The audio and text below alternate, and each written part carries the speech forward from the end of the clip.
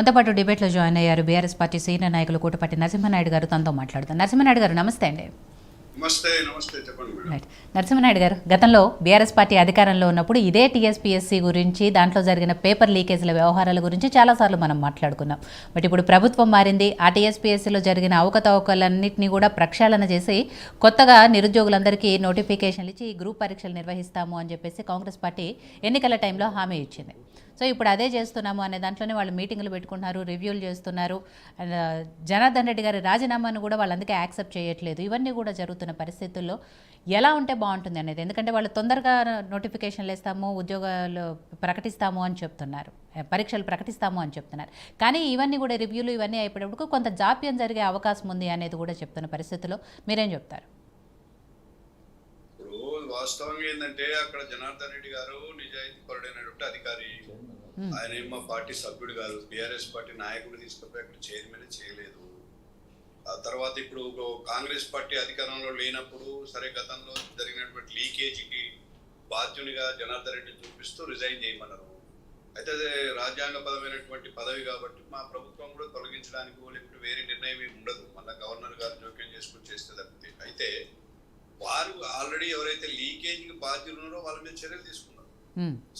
ఏదైతే zonal system కారణంగా zonal system ను తీసేసి ఏదైతే ప్రభుత్వం ప్రతిపాదనలు పెట్టిందో రాష్ట్ర ప్రభుత్వం, దాన్ని రాష్ట్రపతి ఆమోదం ముద్ర కోసం కొంత సమయం పట్టింది. దాని కారణంగా ఏమైంది, 95% లోకల్ ఎవరైతే మన తెలంగాణ వాసులకే లోకల్, అది కూడా ఏ జిల్లాకు ఆ జిల్లా ఇచ్చేటువంటి వ్యవస్థ తీసుకొచ్చినాం. మేమేమి అక్కడ ఏమి పొరపాటు జరిగినాయని కానీ లేకుంటే ఇంతవరకు ఏం నిరూపణ కాలేదు. వాస్తవంగా లీకేజ్ వేరే సబ్జెక్ట్. అది లీకేజ్ అయింది, దాని మీద బాధ్యులు గుర్తించారు. ఎవరైతే అక్కడ అది ఆఫీసులో పనిచేసే ఒకరిద్దరు కంప్యూటర్ ఆపరేటర్లు చేసినటువంటి, అది కూడా అవుట్ సోర్సింగ్ లో ఉన్న వాళ్ళు చేసినటువంటి దానిగా గుర్తించారు ఆల్రెడీ. కాబట్టి వారిని బాధ్యులు చేయలేము.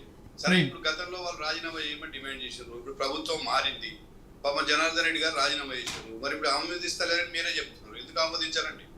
ఇప్పుడు చేయాల్సినవన్నీ చేసేసి పేపర్ లీకేజ్లకి ప్రధాన కారణము విద్యార్థులు నిరుద్యోగుల భవిష్యత్తు నాశనానికి ప్రధాన కారణము అని ఆయన మీద అన్ని ఆరోపణలు వచ్చినప్పుడు ఇప్పుడు ఆయన ఈజీగా ప్రభుత్వం మారింది కాబట్టి నేను రిజైన్ చేస్తాను అంటే యాక్సెప్ట్ చేస్తారా మేడం? ఇక్కడ యాక్సెప్ట్ చేయండి.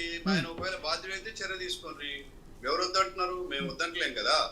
నేను ఏమంటున్నా అంటే ఆయన దగ్గర నిజాయితీ రాజీనామా ఆమోదిస్తే ఆయన తప్పులకు బాధ్యత పోదు, దాందే తింది మేడం. ఇక్కడ పోలేదు కదా, దాన్ని సెటరైట్ చేద్దాం. అకౌంటబిలిటీ ఉంటుంది, ఆయన యాక్షన్స్ అకౌంటబిలిటీ ఉంటుంది.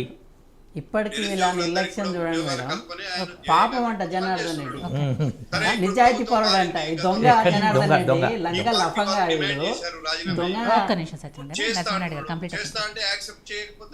నిర్లక్ష్యంగా మాట్లాడద్దు కదా మేడం. అసలు అంటే ఏదైతే ఆయన చైర్మన్ గా ఉన్నప్పుడు జరిగిన వాటికే ఆయన బాధ్యత ఉండాలి కదా. ఇప్పుడు ఆయన రిజైన్ చేస్తే ఆయన బాధ్యులు కాదు కదా. ఇక ఎందుకండి నేనేమంటున్నా మేడం, బాధ్యుడే ఆయన చెల్లెకైనా బాధ్యుడే. ఏదైనా మీరు ఎంక్వైరీ కమిషన్ వేసి లేకుంటే దాని మీద విచారణ ఆయన రాజీనామా చేసి కుర్చీలో ఉంటేనే అకౌంటబిలిటీ పోదండి. రాజీనామా చేస్తే అకౌంటబిలిటీ పోదు. చేస్తున్నా రాజీనామా చేస్తారు. సహజంగా ప్రభుత్వం నిన్న మొన్న 54 మంది చైర్మన్ మార్చారు. అది నామినేటెడ్ పోస్టులు కాబట్టి మార్చారు. ఇది కాన్స్టిట్యూషన్ పోస్ట్. ఇది రాజ్యాంగబద్ధంగా ఆయన నియమించినటువంటి దాన్ని కాబట్టి ఆయన ఇప్పుడు ఆల్రెడీ గవర్నర్ కు సబ్మిట్ చేశారు. సరే, ఇప్పుడు ప్రభుత్వం ఒప్పుకోకపోతే కొనసాగొచ్చు కూడా, మాకేం అభ్యంతరం. మా ప్రభుత్వమే లేదు, ఇప్పుడు మీకు పూర్తి స్వేచ్ఛ ఉంది, మీరు ఏదైనా చేయొచ్చు. నేనేం దానికి మేమేదో అవకతవకలకు పాల్పడ్డామను లేకుంటే ప్రభుత్వమే జోక్యం చేసుకొని గతంలో మీకు తెలుసో లేదో మేడం, గతంలో 75 మార్కులకు పరీక్ష రిటర్న్ టెస్ట్ పెట్టి 25 మార్కులకు మౌఖిక పరీక్ష నిర్వహించేవారు. అంటే ఇంటర్వ్యూస్. అంటే అందులో ఉన్నటువంటి సభ్యులు కాంగ్రెస్ హయాంలో జరిగినటువంటి చెప్తున్నా 25 మార్కులు వీళ్ళకి అప్పుడు ఇంటర్వ్యూ బోర్డు ఎవరైతే సభ్యులు బోర్డులో ఉండి అభ్యర్థులను సెలెక్ట్ చేసే విధానం ఉండేది. గౌరవ మాజీ ముఖ్యమంత్రి కేసీఆర్ గారు ఆ నిర్ణయాన్ని రద్దు చేశారు.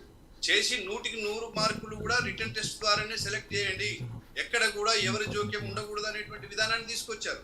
మనం ఆ పాయింట్ గుర్తు చేసుకోవాలి ఇప్పుడు. కాబట్టి మాకు ఎక్కడ కూడా ఏమి మా దాంట్లో పాపం సభ్యులుగా నియమించినటువంటి వ్యక్తులు ఒకరిద్దరు నాతో వాపోయింది, అరే మాకు ఏమి అధికారాలే లేవు, కనీసం ఇంటర్వ్యూ ఉండేది గతంలో అని చెప్పేసి చెప్పారు. ఇంటర్వ్యూ కూడా లేదు, ఏ అధికారులు లేవని చెప్పినటువంటి సందర్భం కూడా ఉంది. నాకు తెలిసిన ఒకరిద్దరు సభ్యులు కూడా దాంట్లో ఉన్నారు. అందుకే చెప్తున్నా. కాబట్టి మా ప్రభుత్వంలో ఎలాంటి అవకతవకలు జరగలేదు, ప్రభుత్వ పరంగా ఎక్కడ జోక్యం లేదు. సరే, అన్ఫార్చునేట్లీ అక్కడ లీకేజ్ అయింది అయినమాట వాస్తవం, అది బయటకు వచ్చింది. ప్రభుత్వం దాన్ని కొనసాగించలేదు కదా. లీక్ అయినా కూడా దాన్నే మేము పరిగణలోకి తీసుకొని ఉద్యోగ నియామకాలు చేపట్టలేదు. దాని మీద చర్య తీసుకున్నాం, దాన్ని రద్దు చేసినాం, మళ్ళీ పరీక్ష నిర్వహణ చేస్తూనే ఉన్నాం కదా. ఇంతలో ప్రభుత్వం మారింది. కాబట్టి ఇప్పుడు మీరు చేయండి, కాంగ్రెస్ వాళ్ళు చేయొచ్చు, వాళ్ళకి పూర్తి స్వేచ్ఛ ఉంది కదా. చెప్పండి సార్. కాంగ్రెస్ వాళ్ళు చేస్తారా, బీజేపీ వాళ్ళు చేస్తారా, లేదంటే వచ్చిన ప్రభుత్వం ఏది చేస్తానది కాదు. ఇక్కడ క్లియర్ కట్ అయ్యేది కాన్స్టిట్యూషనల్ బాడీ కాదంటలేము. కానీ కాన్స్టిట్యూషనల్ బాడీలో గవర్నమెంట్ రాష్ట్ర ప్రభుత్వం ఇన్వాల్వ్మెంట్ లేదని ఒప్పుకోరు.